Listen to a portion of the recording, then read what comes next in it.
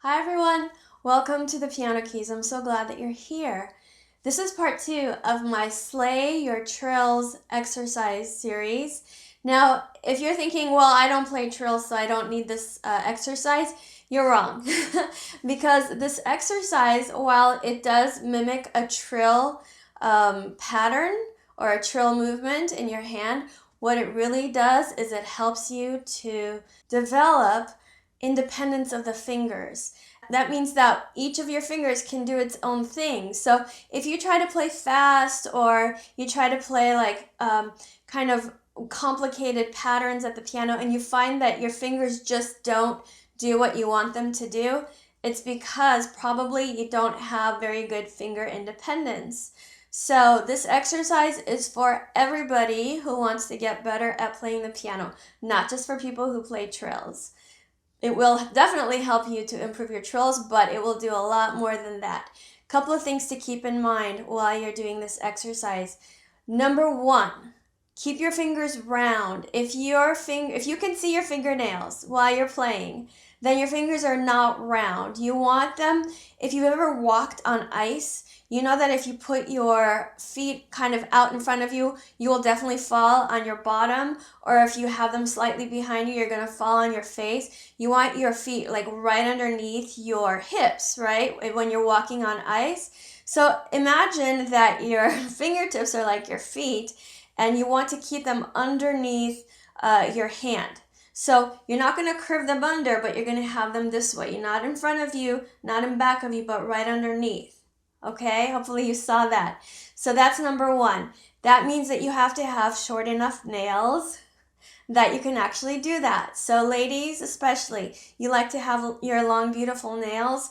Well, you can have beautiful nails that are short, but you can't have beautiful nails that are long and be able to play with good technique at the piano. Guaranteed. So choose one or the other, piano or long nails. Sometimes men also have long nails. It's not because they want to have beautiful long nails, they just don't think about cutting them. So, cut them, okay? The other thing you want to keep in mind is that your wrist, your shoulders, your elbows, basically all of your joints need to be flexible, meaning that if you hold them tight in any one position, they're not flexible, so you're not going to be able to have the relaxation that you need in order to let things move as they need to. So all of your joints have their proper ranges of motion, and we want to respect that when we're playing the piano. So imagine if you're going out for a run. If you make your legs very stiff, can you run? Maybe. But it's going to be a really weird looking run and it's not going to feel good. You're not going to go fast. You're not going to have any sort of good running technique. By the same token, if you make your legs completely loose, you're going to fall to the ground, right? So you want to get that same kind of balance between firmness and relaxation when you're playing the piano. So basically, when you're playing, you have to let your wrist do a follow through of the motion that is happening at that moment. So what does that mean? Well, if you're going down and your wrist motion is downward, you want to let it continue the downward and then come back up. I show you that in the exercise and I talk about it a lot because it's very, very important. You can't play well if you're tight or if you're too loose. All right, the other thing is, last thing, and then we're going to start. I play it very slow, then I play it fast, and then I give you like a ridiculous tempo at the end just to show you that it is possible to go pretty fast. But don't go from slow to fast immediately. It's not a good thing. It's not going to help you. It's definitely not going to save you time. If anything, it's going to cost you time in the long run in the sense that you're actually not going to benefit from the exercise, okay? So you want to go up a little bit at a time on your metronome. If you don't have a metronome, you can download a free app on your phone or your iPad or whatever. You can even just go on the internet and type in metronome and you can find a metronome. The numbers on the metronome just tells you how many beats there are in each minute. I start at 40 beats per minute, but if that's too fast for you, you can go even slower than that. Make sure you do some sort of technique exercise every single time that you practice. Super duper important. Even though the pieces are fun to play, They're not as fun to play if your technique doesn't catch up with what you're trying to play. Very often, people are asking me for tutorials on pieces that are like really difficult to play technically. I can show you what to play, but you won't be able to do it if you don't have the technique. So work on your technique. Whew, all right, that's enough. Let's get going. If you're ready to do part 2 of Slay Your Trills, keep watching.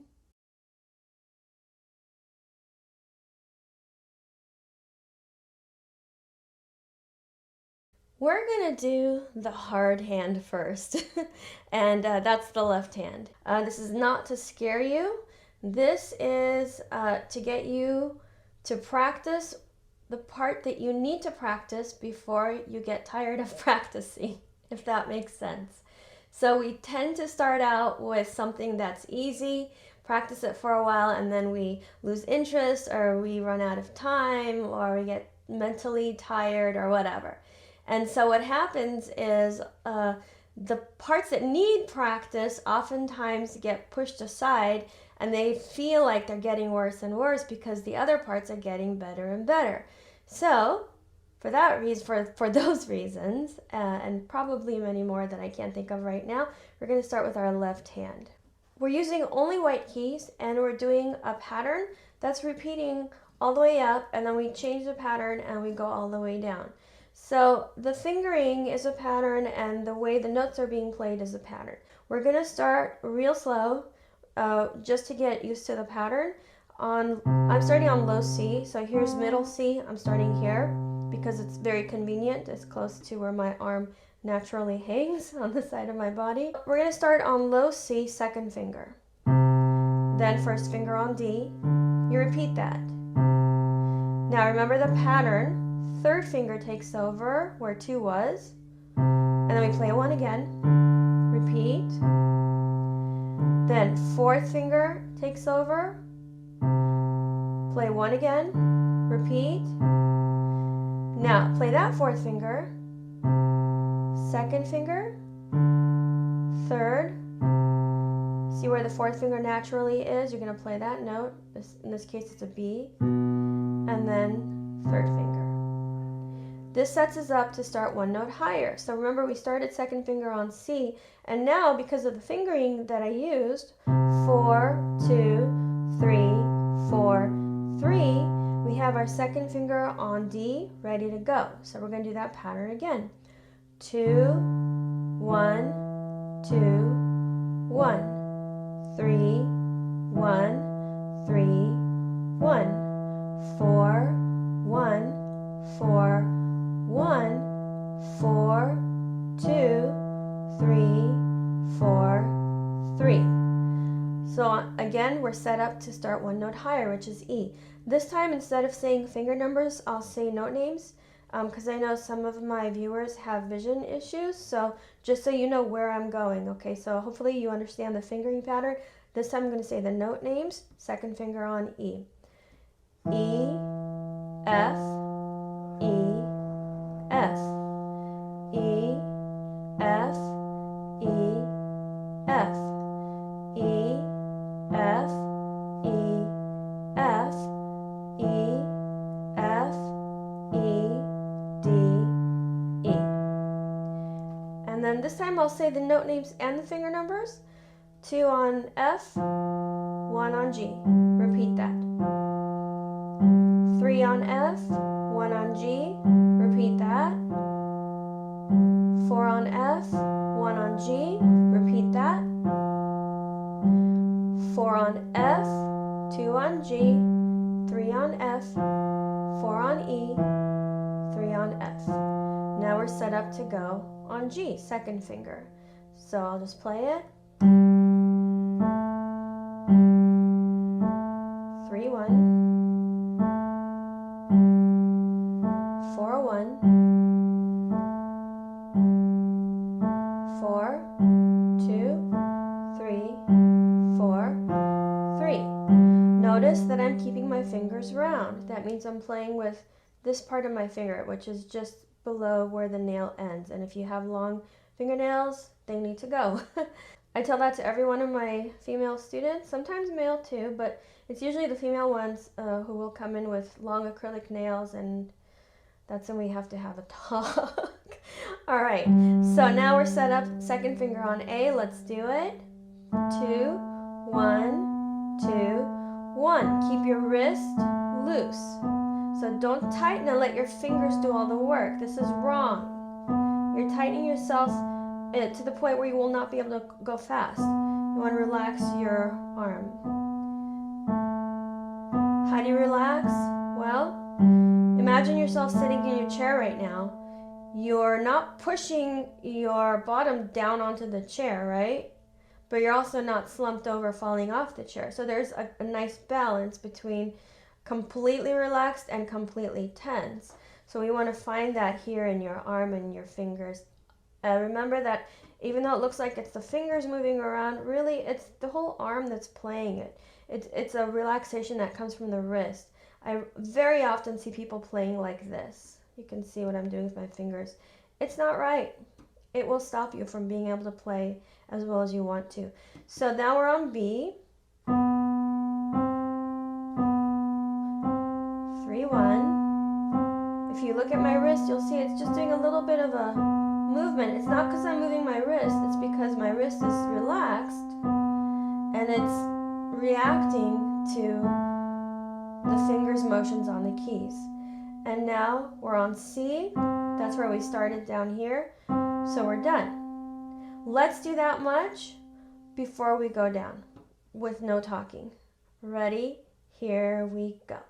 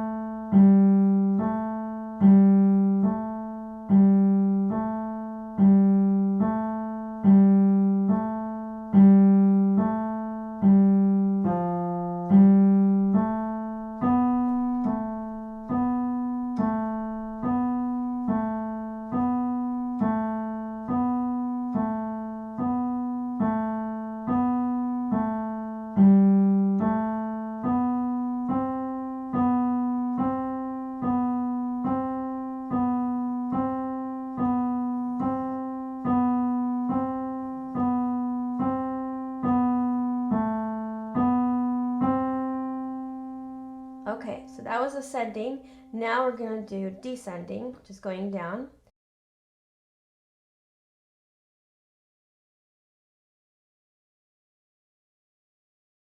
So we're going to start fourth finger on D.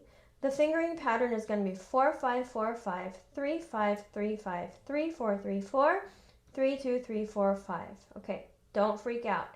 Here we go. Fourth finger on D, fifth on C. Repeat that. Now, third finger goes to D, fifth finger stays on C.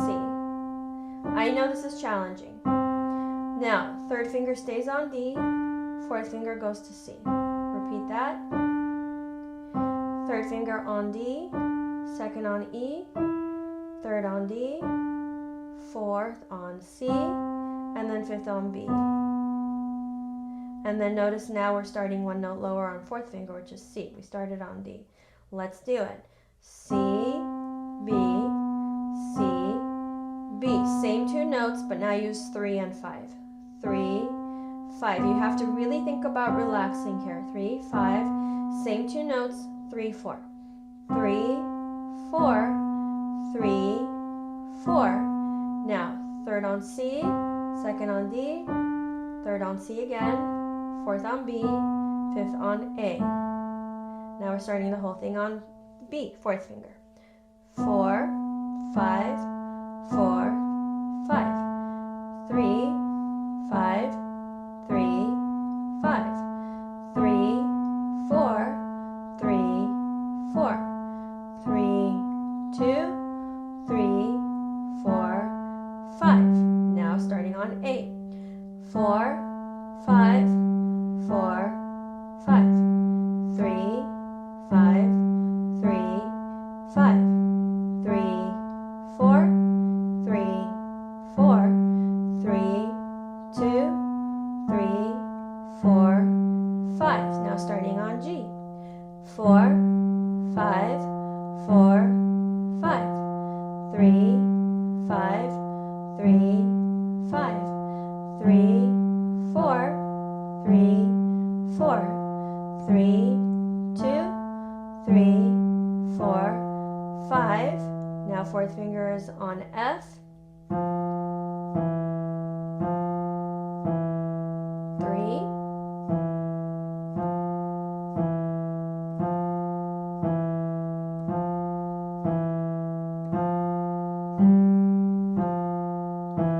Check, make sure your thumb isn't sticking out doing weird stuff.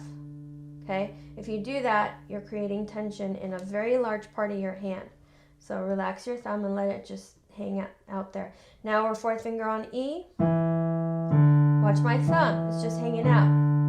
Now if I were to do that, it would be very hard for me to move my other fingers, okay? So before you ask me what's wrong, why can't you play fast, check yourself, check your hand, make sure you're relaxed. So, I'm sorry, let's do that again. I got carried away. 4, 5, 4, 5. 3, 5, 3, 5. 3, 4, 3, 4. 3, 2, 3, 4, 5. And then we're back to D where we started. So we're going to stop there. That's the exercise, going up and going down. If this is all you can handle today, that's fine. Come back and do the same thing tomorrow, and as long as you need to until you understand what we're doing. Because the next step is I'm going to add a beat, I'm going to add the metronome, and we're going to go faster. So this is a long-term project, okay? Don't think that you're going to get it in one day and master it. Even if you do master it, which is not going to be in one day, I can pretty much guarantee you, you still should practice it. It's the same as doing any exercise. I know how to do sit-ups. I've done 1 million in my lifetime, but until I do them, I don't gain the advantages of having done sit-ups, okay? So it's an exercise. It's not something you learn and say, okay, I already know how to do that. You repeat it so that you can get more fit. I'm starting with my metronome set on 40 beats per minute. I'm going to play with that beat. So listen one time and then join in. Here we go.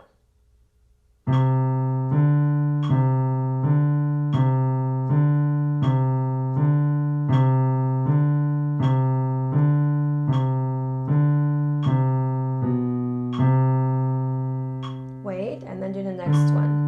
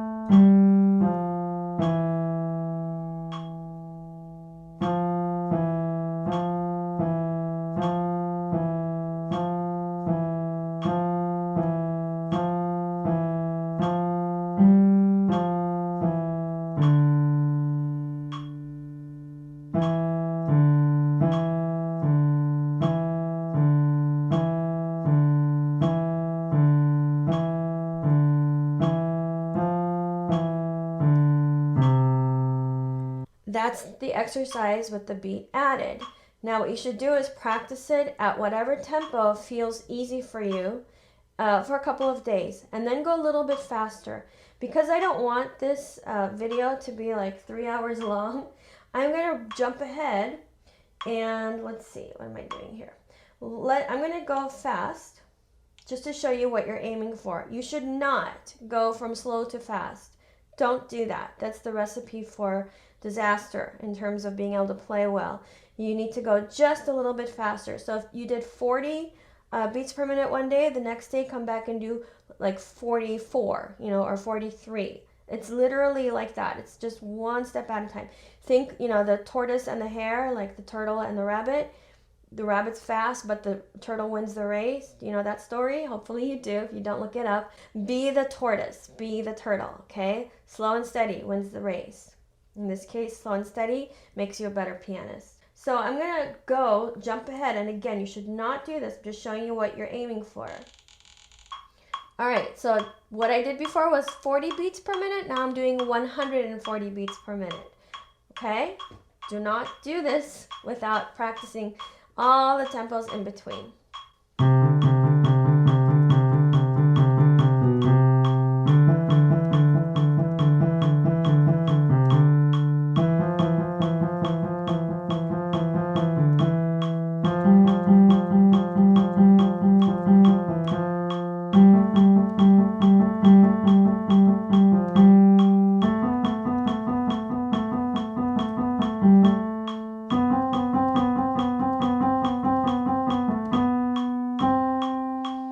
Going back down.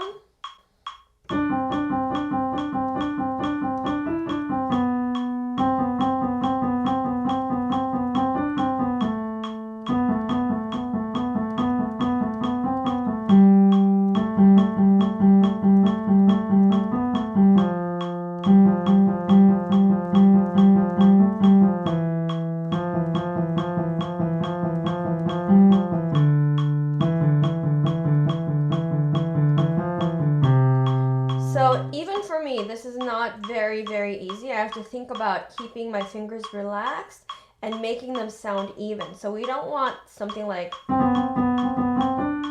we want as much as possible to have all the notes have the same length. And then you can go faster from there too, whenever you're ready. But definitely start very, very slow and go faster, a little bit, a couple of beats at a time.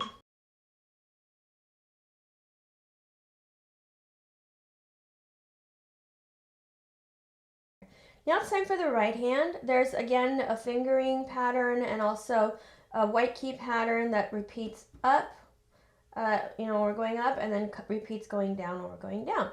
So we start with first finger on middle C. You can start higher if you want to. I don't know, why am I starting on middle C? It feels good to me. If it feels better for you up here, that's fine. Okay, first finger on C, then second on D. You repeat that. Then first on C and third on D. Repeat that. First on C, then fourth on D. Repeat that. Now, first finger on C, fourth on D, third on C, second on B, third on C. Now, as you can see, we're not in place to go higher. So what we have to do is take our thumb under and start on D. Now we're in place. So let's do it. 1 on D, 2 on E. Repeat that. Then 1 and 3. Repeat that. 1 and 4.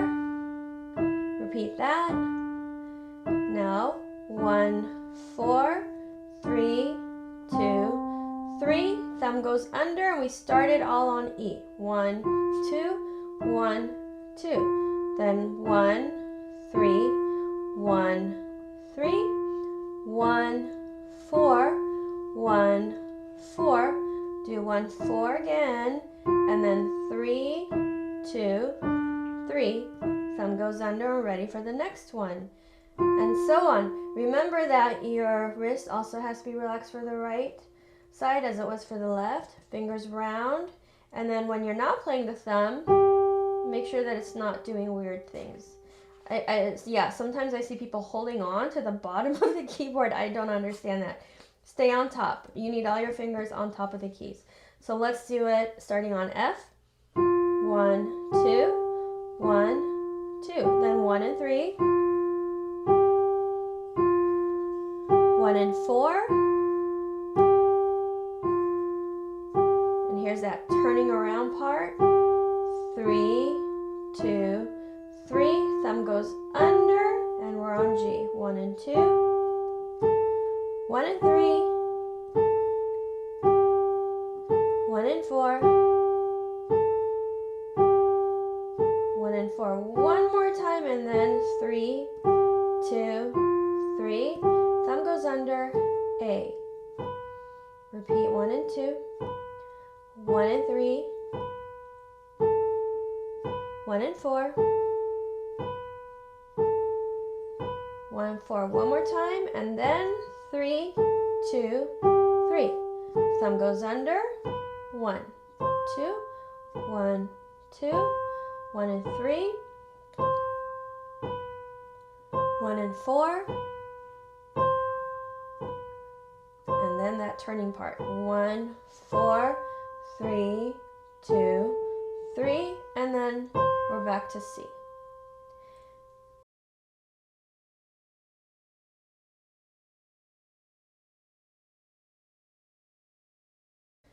Now the going back part is going to be a little bit different. So let's put fifth finger on D. We're going to go back and forth between D and C. So 5, 4, repeat that. Then it's 5 and 3, still D and C. Now it's 4 and 3. Now here's the part that takes us to the new position. 4 on D, 5 on E, back to 4 on D, 3 on C, 2 on B, and then you bring your fifth finger to C. So you actually have to make the effort. You're not in position until you kind of make your hand real small.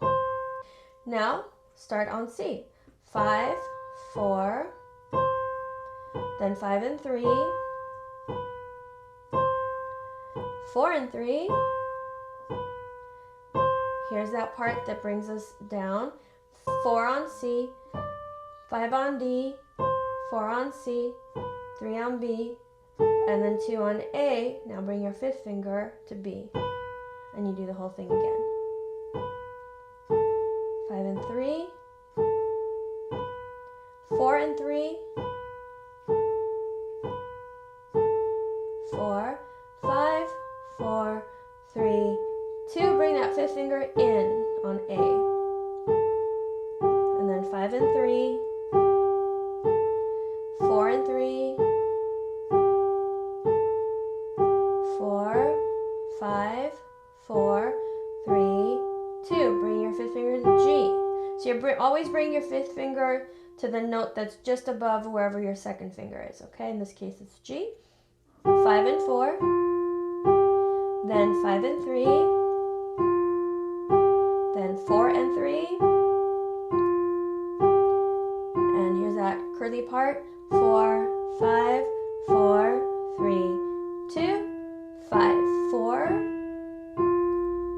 5, 3, 4, 3,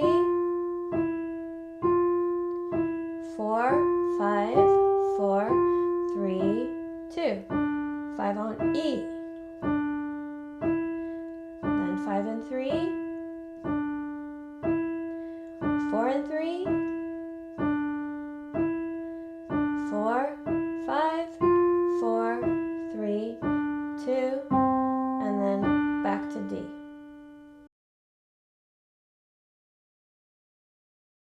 Now with the metronome, I'm going to start at 40.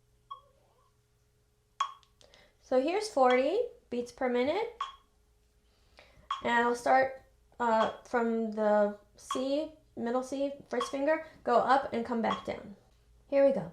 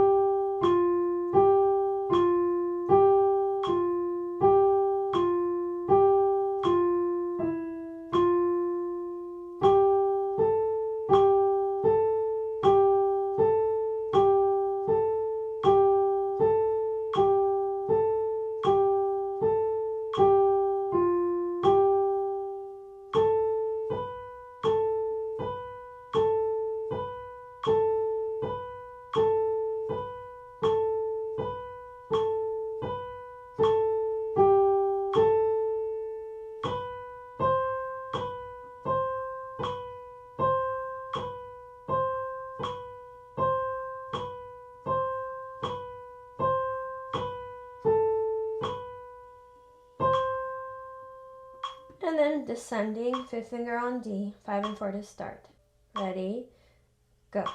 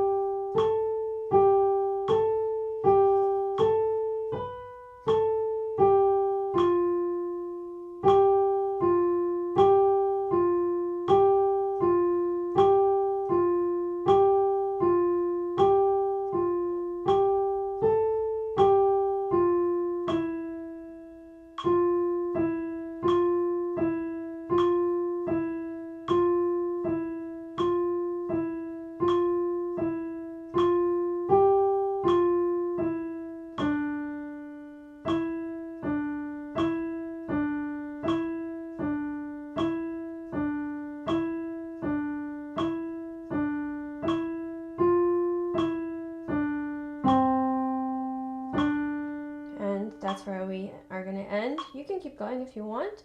So that's 40 beats per minute, and remember that you're going to practice that slowly, even more slowly if you need to. Maybe that's even too fast for you. That's okay. This is not a competition with anybody. It's not even a competition with yourself. You're basically learning how to control your fingers and giving them a chance to exercise so that when you're playing pieces, they'll be ready to do whatever it is that you want them to do. So maybe tomorrow you come back and you still do 40, or maybe you do 35, or maybe you're ready to go on to 45, or whatever. Now I'm going to jump ahead to 140 just to show you what it looks like when it moves faster.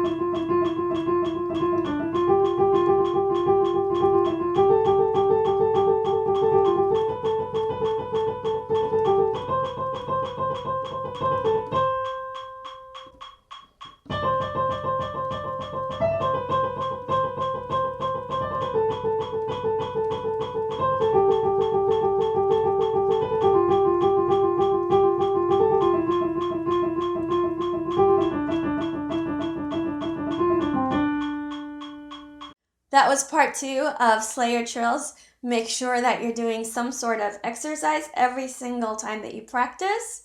Find me on Instagram, The Piano Keys TPK. My website is thepianokeys.com. I write stuff on there that I don't really necessarily talk about here. On Facebook, The Piano Keys.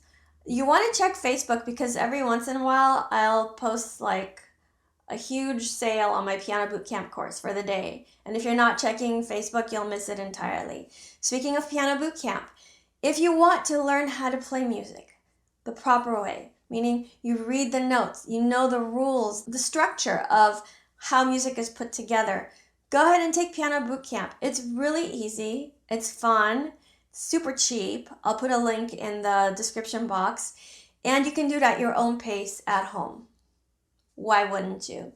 It also helps to support me. It's very little money, but the more people that buy it, then the more money I get. Lots of times people ask me, hey, can I send you money or a present or something? Thank you so much for what you do. And I thank you so much for those presents that you send me. I can't tell you how wonderful I feel to know that people appreciate me.